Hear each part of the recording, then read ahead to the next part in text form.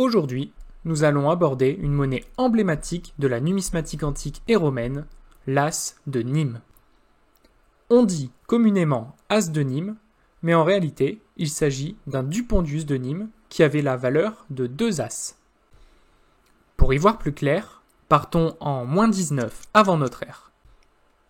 Après des décennies de guerre civile et le chaos monétaire qui en a découlé, l'empereur Auguste décide de réformer le système monétaire romain. Bon, pour la faire courte, il a décidé plusieurs choses. Tout d'abord, la fin des émissions d'urgence, c'est-à-dire que les légions en déplacement ne frapperont plus monnaie. Ensuite, le denier est réformé et ramené à un poids stable d'environ 3,7 grammes. L'empereur veille à la remise en place du petit monnayage de bronze tels que les quadrans, les semis et les dupondii. Oui, on dit dupondius au singulier et dupondii au pluriel. Il veille également à la restauration du sesterce au poids de 27 grammes, avec le portrait de l'empereur. C'est un outil pratique de propagande.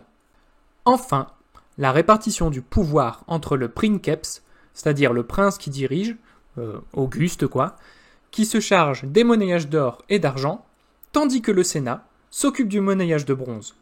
C'est pour cela que l'on retrouve l'inscription SC sur les monnaies de bronze pour Senatus Consultae, c'est-à-dire par décret du Sénat. Avec cette réforme, le métal des sesterces et des dupondii est fait d'orichalque, c'est-à-dire un alliage de bronze et de plomb ou d'étain. Un sesterce qui sera très vert ou très marron sera considéré en bronze, tandis qu'un sesterce plus clair peut être considéré en orichalque. Il en va de même pour les dupondii. Les as, quant à eux, sont en cuivre. Un dupontius vaut 2 as, et un sesterce vaut 2 dupondii.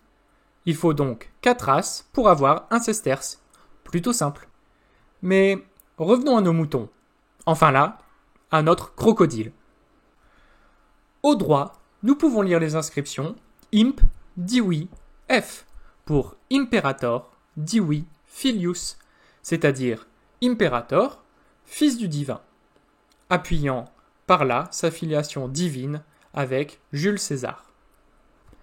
2 portraits sont adossés, et tous deux portent une couronne. Nos 2 compères ne sont rien d'autre que l'empereur à droite, coiffé de la couronne de laurier du triomphe, et à gauche, le portrait de son fidèle ami et bras droit, Agrippa, coiffé d'une couronne rostrale, c'est-à-dire se terminant par un rostre de galère. Le rostre est l'éperon placé à la proue des galères pour percer le flanc des navires ennemis dans le but de les couler. Mais alors, pourquoi l'empereur se fait-il représenter avec l'un de ses généraux? De nouveau, retour en arrière. Nous sommes en -31, en pleine guerre civile. Auguste et ses légions pourchassent Marc-Antoine et Cléopâtre qui ont fait, pour ainsi dire, sécession. Les 2 armées se retrouvent à Actium le 2 septembre. La bataille a lieu sur mer. La victoire est à Auguste, mais Marc-Antoine s'enfuit avec Cléopâtre jusqu'à Alexandrie. Agrippa, qui commandait les forces maritimes, est acclamé. Plus tard, Cléopâtre et Marc-Antoine se suicident, laissant l'ensemble du territoire de Rome dans les mains d'Auguste. L'Égypte est soumise. Et c'est là que nous pouvons pleinement expliquer cette monnaie. Agrippa y est représenté coiffé de la couronne rostrale, une couronne de laurier se terminant par un rostre de galère. L'empereur Auguste avait offert à Agrippa une couronne rostrale d'or pour que son triomphe soit égal au sien. Une vraie preuve d'amitié à une époque où les trahisons sont monnaie courante. Et donc, les légions d'Agrippa et d'Auguste reçoivent en récompense les terres dans la région actuelle de Nîmes.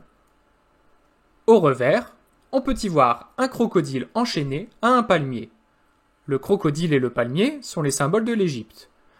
À gauche du palmier, une couronne, elle aussi attachée au palmier, symbole du triomphe d'Auguste en Égypte.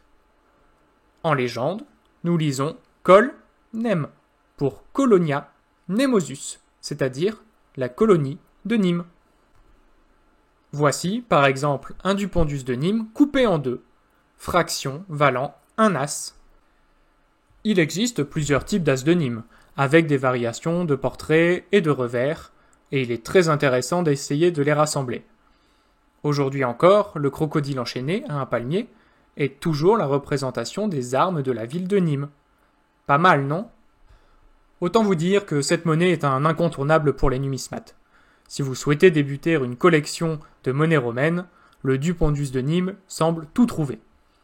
Bien qu'il faille débourser une petite somme pour un exemplaire de bonne qualité, ce type est le plus abordable du monnayage d'Auguste au portrait de l'empereur. Voilà, j'espère que cette vidéo vous a plu. N'hésitez pas à la partager et à liker en cliquant sur le petit pouce bleu en bas. On se retrouve très rapidement pour une nouvelle vidéo de la série Les monnaies racontent l'histoire.